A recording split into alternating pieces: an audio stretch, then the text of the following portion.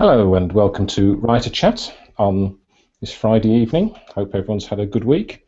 My name's Gerald Hornsby and my special guest tonight is Siobhan Collier. Hi Siobhan. Hello. Hey. So everything works. We're live and it's all systems go, which is probably a first, I think. So how's your writing going? Not very well at the moment. I knew the answer before I asked the question. Have you been looking on the 100k in 100 days spreadsheet then? There's a lot of zeros away. I know. So let's start off with writer's block. Does writer's block exist? I think it does in a way. I think with me, I know what's blocking me. So it's not necessarily that I don't have a story. It's just I'm not prepared almost to put the words down on paper yet, if that makes sense. I know it's coming from me. It's not like a writer's block. I could still write. I've still managed a few words, but yeah, it's hard to explain it. I'm coming towards the end of a project, and I think it's trying to make sure all the loose ends are tied up and the resolution's completely done, and I'm not quite ready to let it go either. So I think that's why I'm trying to slow down and try to get out. So it's not so much writer's block as in I don't know what I'm doing next. I don't know what the story should be. I don't want to go there. I don't want to finish it yet, even though I've got about 4 chapters left. That's funny because Dominique, who came on before Christmas, who's just finished a huge series of novels, and she was the same. She was struggling to sort of force herself to get to the end of the book because it means it's finished, and it means you have to say goodbye to those characters. Yeah. It's really weird as well because I thought of a sequel for it as well. So I was like, oh, this sequel idea is really good. I should get on with it and finish it so I can go on to the sequel. But I'm not ready to do that yet either. Yeah. I think I've still got to plan that. So. Yeah, I know what you mean. So how thoroughly do you plan? Do you plan meticulously? Do you just write down a few notes? I'll write the basic structure of a story, and then as I'm doing a chapter, I might write out the plan for that. But I won't stick to it completely. If a character wants to veer off slightly, I'll trust that they're going to bring back to the original main plot. So I'm okay with veering off a little bit, but not too much. And I might think through a scene about 3 or 4 different ways to see which one's the best way and which suits the characters as well as the plot line. So it takes me a while, and not all of it goes down on paper. Most of it stays in my head. But I don't tend to forget the scenes until I've written them down. Yeah, I know what you mean. Yeah, I think I'm the same. I remember one NaNoWriMo I planned fairly meticulously, chapter by chapter. So this chapter would feature this part of the story, and I flew through it. The 50,000 words came through really quickly, and I thought this is the way to do it. This is the way to write. But during that, I found it was sort of irritating me that the story was starting to veer off my plan, and I wanted to keep it to the plan because I knew if I kept to the plan and I kept to the word count in the plan, then I'd be able to get to the end of the 50,000 words. And since then, I've actually planned less strictly and just done. I've tried all sorts of different. Have you ever tried any of those sort of script writing plans? The 3-act, 4-act, 8 sequence structures? No, never. Usually my stories don't follow a genre pattern, and I don't find those helpful. I think the one I've been writing, it does actually follow quite closely to its genre, and it's been an experience to try that. And the words did come pretty easily at first. Anyway, it's just the resolution that's awkward. I think I probably need to read up a little bit on more of similar stories to see the best way to do it, maybe. Yeah. So you're at a stage where you're trying to tie up the loose ends, but do you think you've got a slight lack of confidence at this point? That's a hard question. I don't think it's a lack of confidence. I think I can tie them all up. I think they're almost all done. Um, I think it's like I'm finding little things like I know it will end at like 20 in the chapters and I'd rather it be 30, and it was like square at that. Like little OCD things are coming through now. Anything to avoid the real issue. Yeah, I know. I can imagine that. Oh dear. Um, so as far as so you're not suffering from what might be termed writer's block at the moment, um, but you think that writer's block may occur, that people do have writer's block. Yeah, I think with my other project, I've got writer's block in the sense that I'm not quite sure how to go from A to B. I'm not sure how I want the scenes to play out, and I just need to do some more planning to get it there. But that's why I usually do 2 or 3 projects at a time. So while you're writing one, you've got thinking time for the others, and then when you get stuck on that project, you can go to one of the others and then have thinking time for that. So writing in tandem works for me, Mm. and that's a Yeah, good way to avoid writer's block as well. yeah, it's Otherwise, yeah, I sorry. think it's a sort of classic NaNoWriMo technique, isn't it, to have 2 or 3 projects in parallel that if you do stop writing for whatever however that occurs on one project, then you can jump to another project and at least achieve word counts if that's the goal of what you're trying to do. Yeah, I think as well, you feel it more acutely if you're just working on one project and then you get to a point where you can't continue for a while.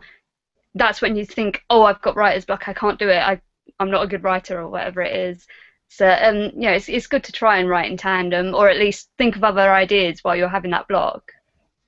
Yeah, I think that's true, and I think from what I've sort of read over quite a long time, that I think there's a pretty even split between people who think that it exists and think that they have writer's block, and between people who say, "Ha, there's no such thing, just get on and do it," sort of thing, and I think I tend to sort of fall into the latter camp, to be honest.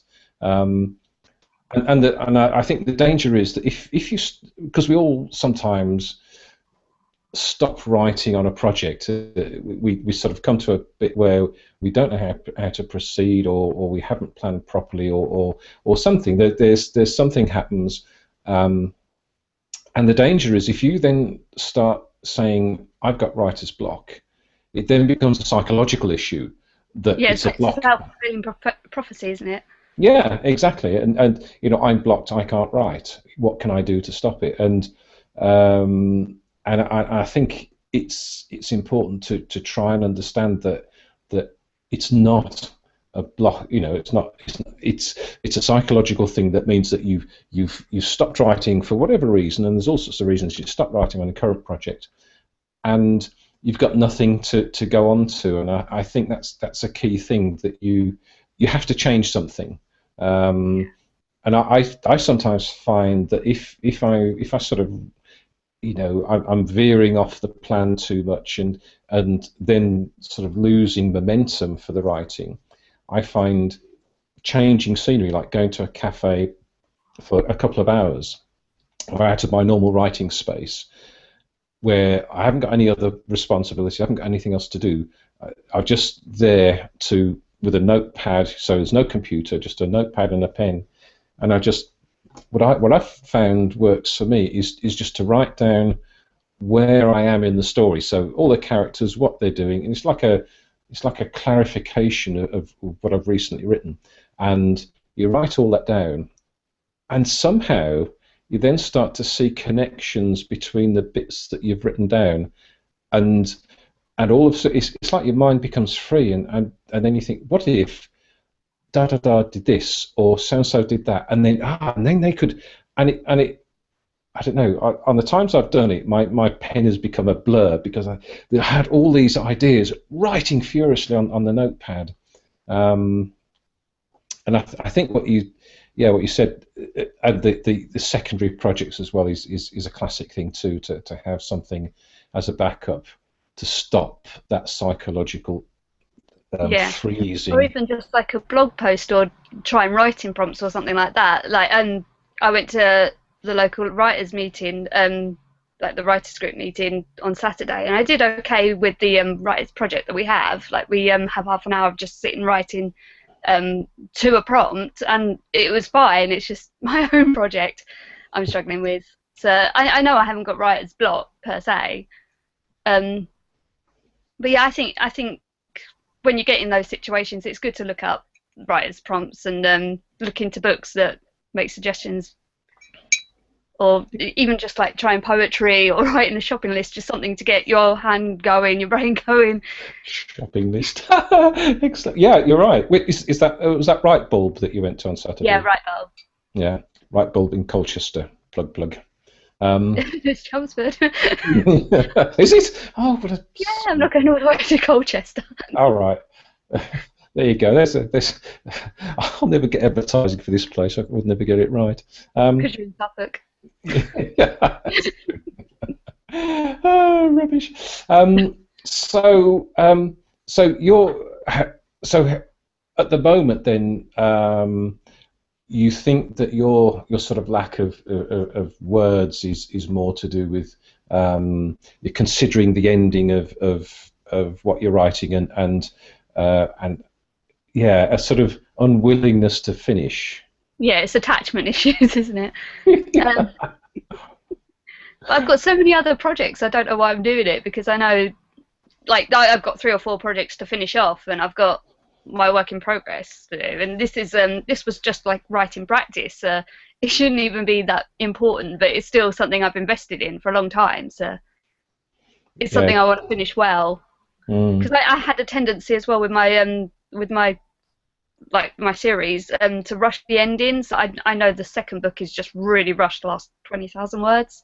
I don't want to do that, and I think that's slowing me down as well. Just making sure I do it right. Yeah. There's something I did a few years ago. What was it? I should write these down when I think about them. Oh yes, that's right. There was a program a couple of years ago featuring Ian Rankin, the Scottish crime writer, and it was it was sort of a year with Ian Rankin, and he writes 1 book a year, and he starts sort of around about Christmas time, and how he goes through this and all this sort of stuff, and his wife. It was a little bit about halfway through with his wife. He said. How's the cameraman or whoever said, how's it going?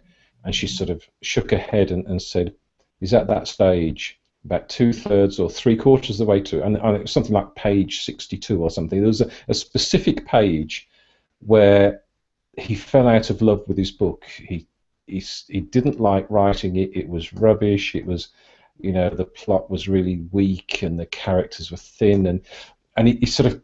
It got to that stage, and it says it's the same with every book, and I find see where I am now with what I started in NaNoWriMo, and I thought at NaNoWriMo time I thought, great, I finished that one thing, so I'm now going to go back to this crime novel, and I'll just rattle that off.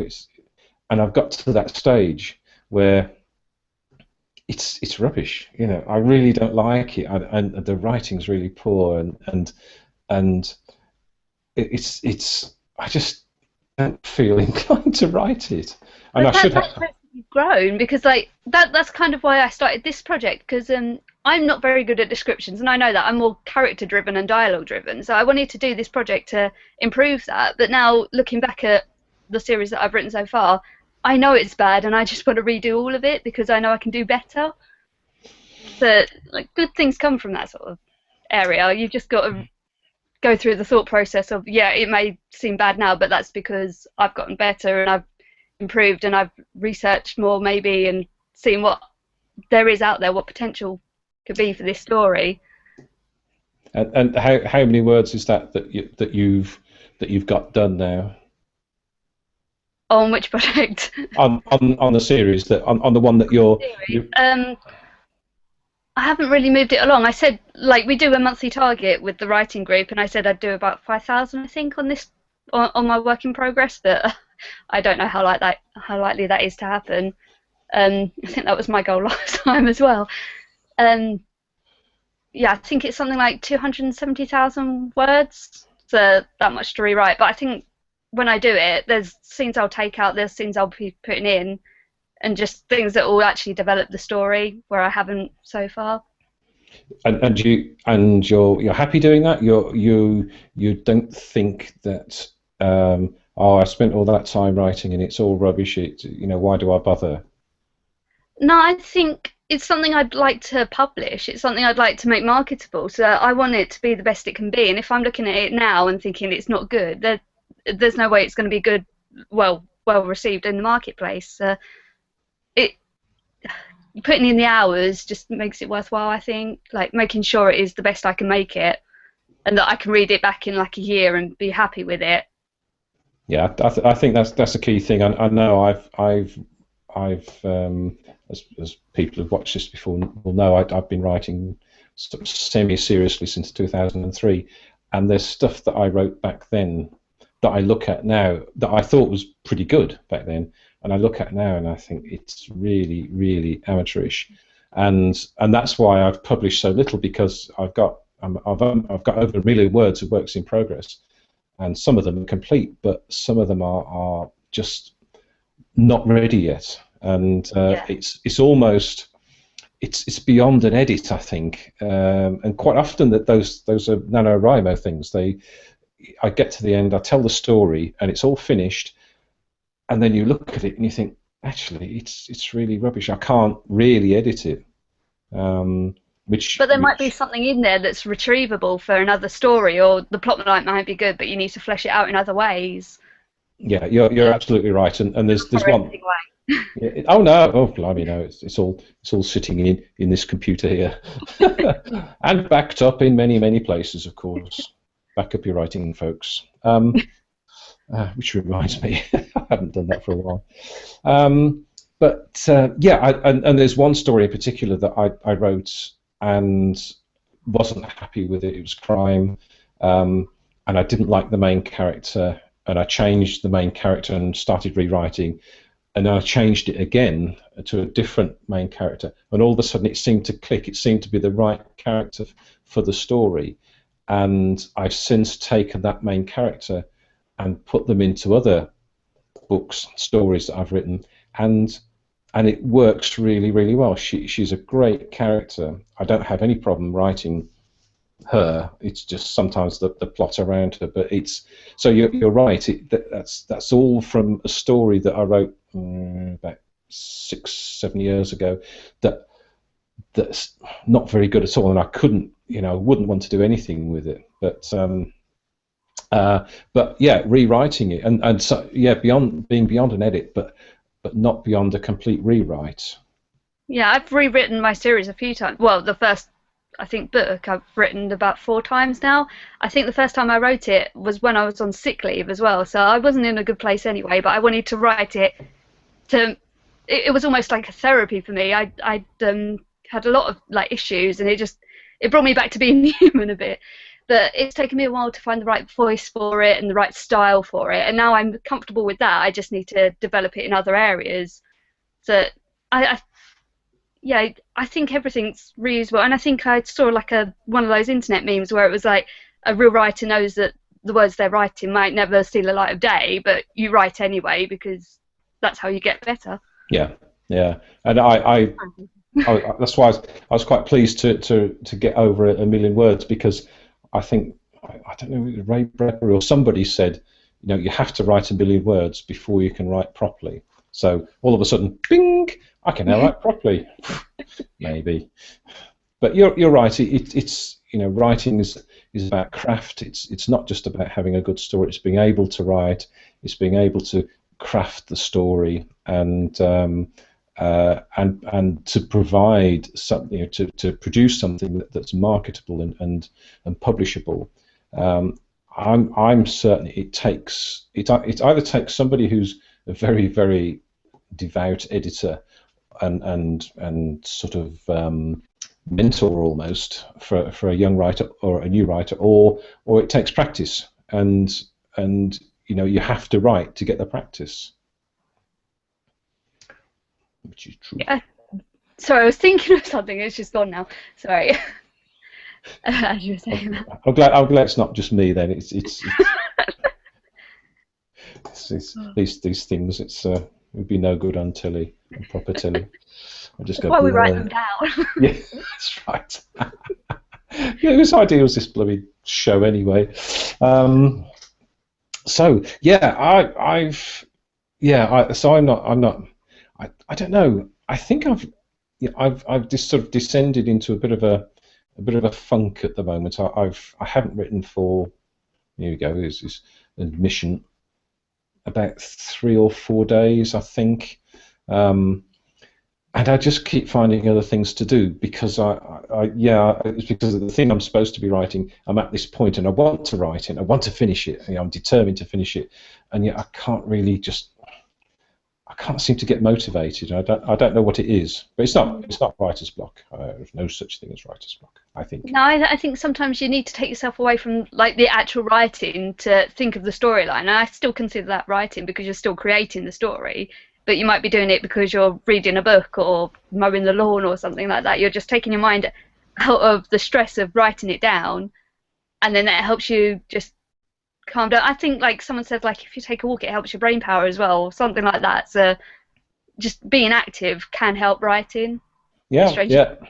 No, it can help a lot of things. Endorphins and all sorts of stuff go swirling around and help the creative process. And I certainly find that when I'm walking the dog, and if the dog's off the lead, she's running around, and it's just me and the world, and it's quite pleasant. But I keep meeting people and saying hello to them and chatting to them. So I think I've got to sort of I've got to do what I said earlier, is put myself in a different situation, away from normal life, and just for half a day or something, and just say, right, get this thing sorted out.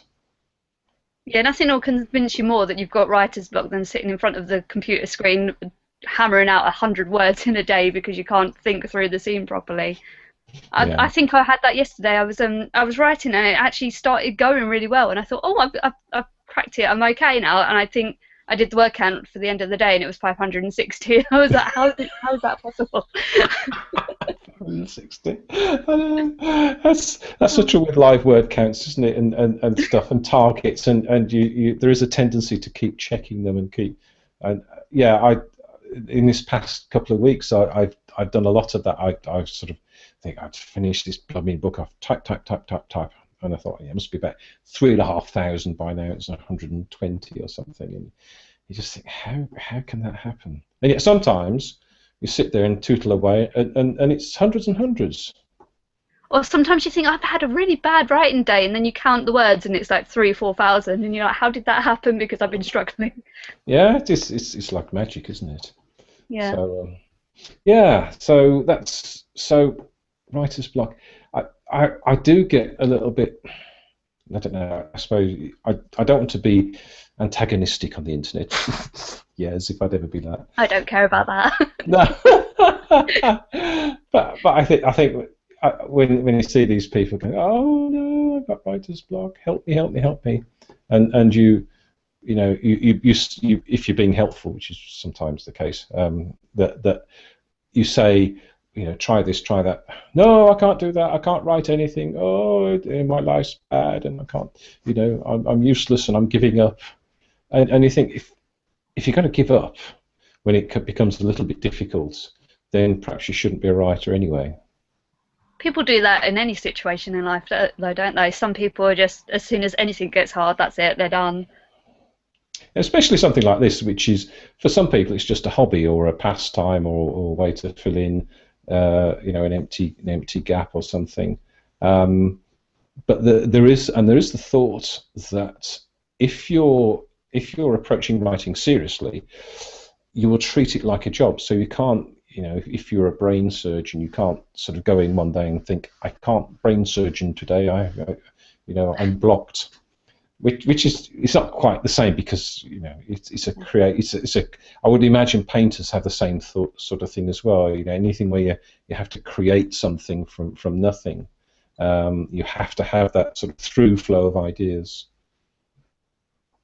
Yeah, it's like because I work in retail as well. It's a little bit like that. So, like sometimes you go in and although you can do the job, sometimes it's like I don't want to be in a customer facing role today. I want to be backstage and like sorting out our stock room or something. Just something to change the scenery and just something different. But like I think like the brain surgeon example, they might have paperwork to do. They might have other patients to visit. So there's always something different. And I think writing can be a little bit different in that aspect, in that you have to go and find those alternative situations to bring out the words. Yeah, I totally agree. In your retail situation, are there days when you are facing a customer, but you can't sell a thing, you don't Oh, want to help, really? I think there was one day I was in for about 8 hours and I didn't sell a single pair of shoes, but we'd sold like 4 or 5.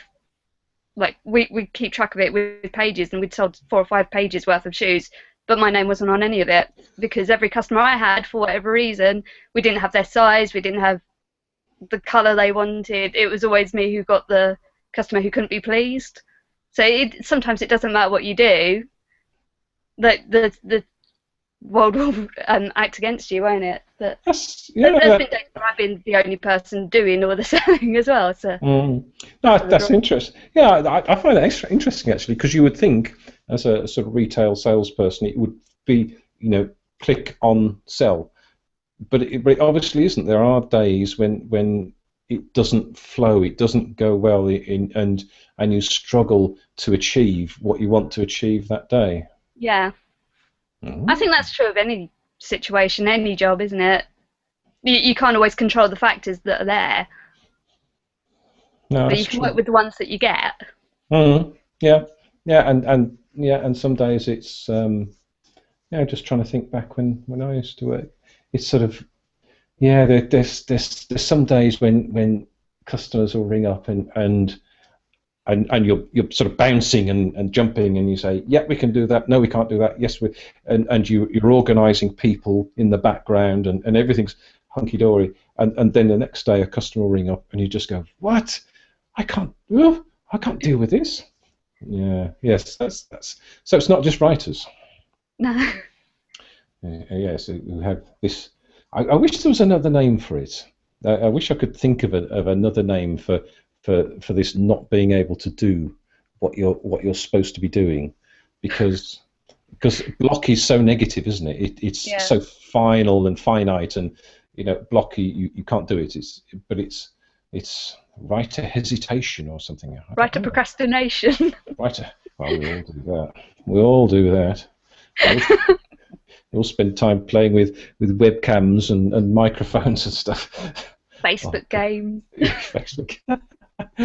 Watching Twitter. Da, da, da. Oh, dear, I must. Yeah, I actually found that the other day I was sort of fed up with myself for just wasting the day. So I actually I closed my browser, and it's weird because even using Scrivener in the full screen mode, so everything's black, I know that Facebook and Twitter and all the other stuff is just behind these Yeah. words that are struggling to come out. And yet, when I closed the browser, I knew, because it's quite an old MacBook, it takes about 45 seconds, sometimes a minute, to open the browser and to get everything loaded and to be ready to go. So it's not just a case of, oh, I'll just quickly check Facebook or something. I'll just quickly do this, because I can't, because it takes a minute. So there's more incentive to keep going, or more incentive to actually not to stop, And less and distraction. yeah, yeah. Yeah, So that's sometimes our Wi-Fi goes down, and I'll be like changing the onto the browser in my window, trying to stay up, but it won't go. So I've got no other option but to write because I don't have anything else up. yeah. That's interesting. That's another tip. Turn your browser off. To close it down. Don't minimize it. Don't. I think because it's there, isn't it? It's there in the background, and it's there. Come and Be read interested me. to see whether the quality of your writing was different without the distractions. Mm. Not that I ever want to try that. No, no.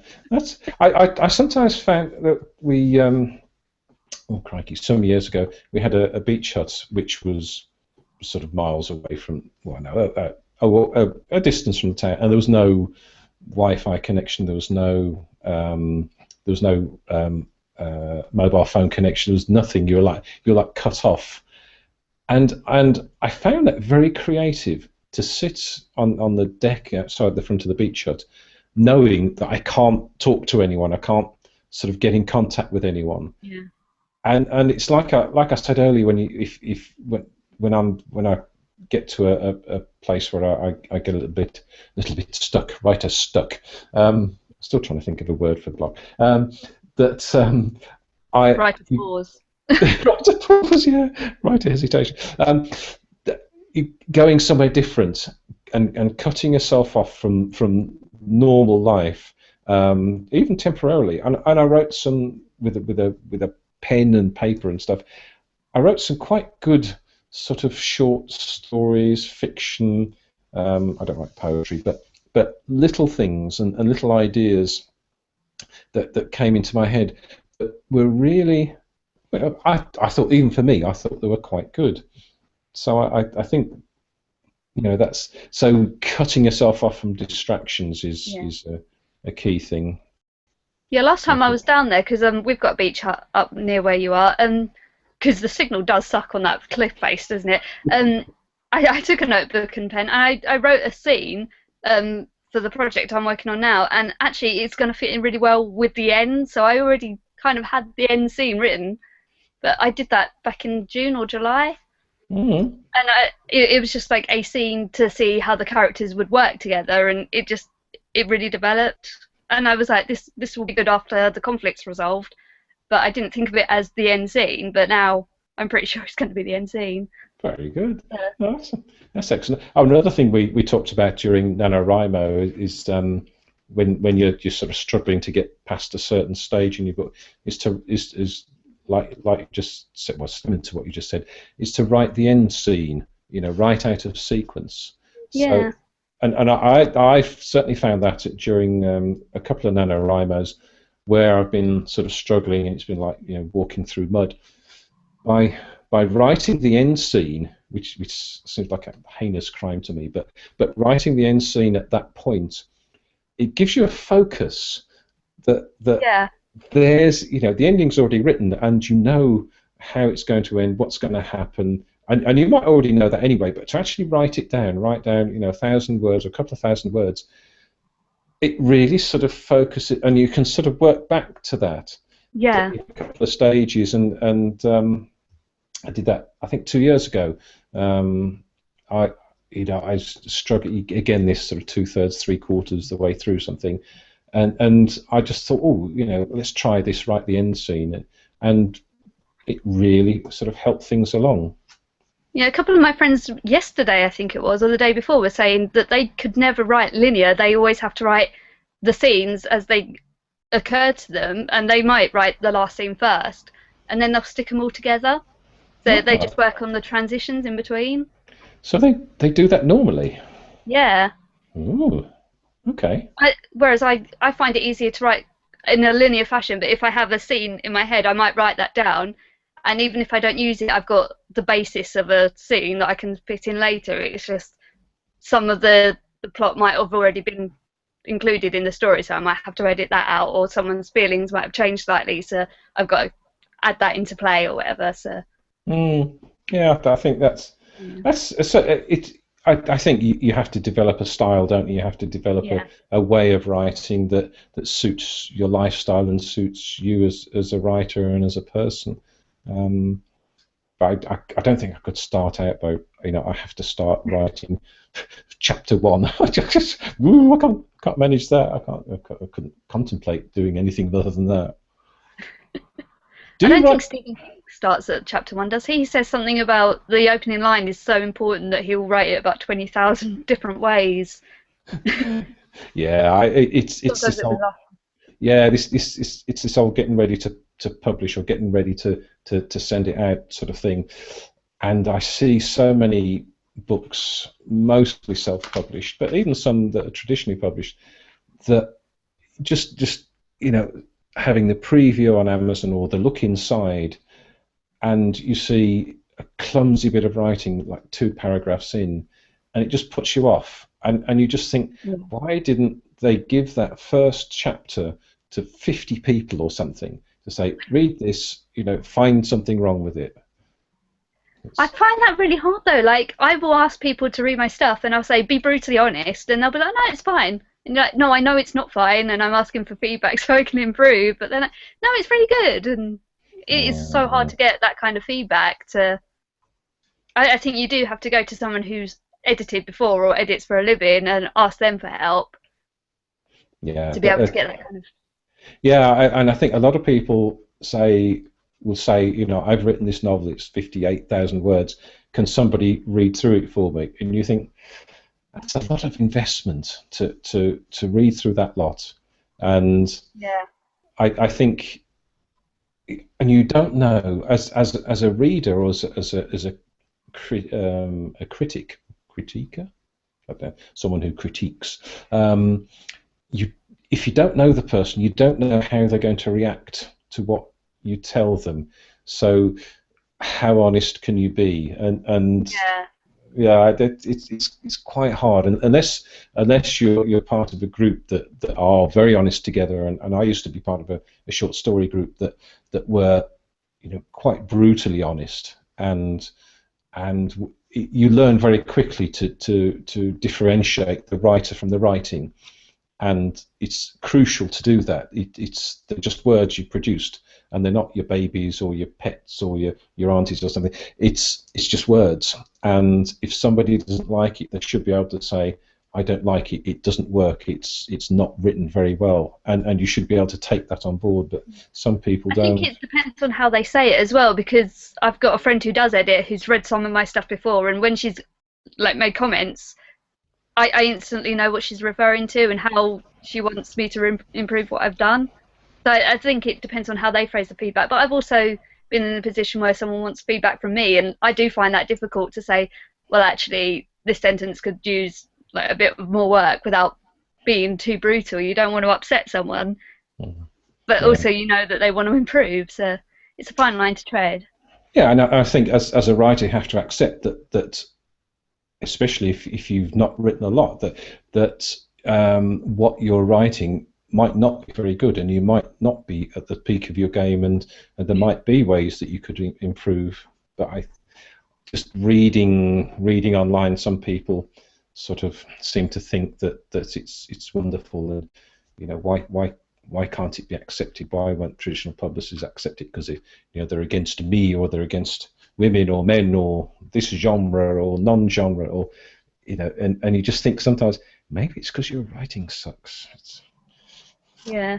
Or you go on something like Goodreads and like the reviews from the readers are mixed, because some people are analytical when they read and they will point out very quickly a theme that doesn't work or a character that seems flawed, whereas other people are just, they don't read very often, so when they've read it they've been like, oh, that was a good story.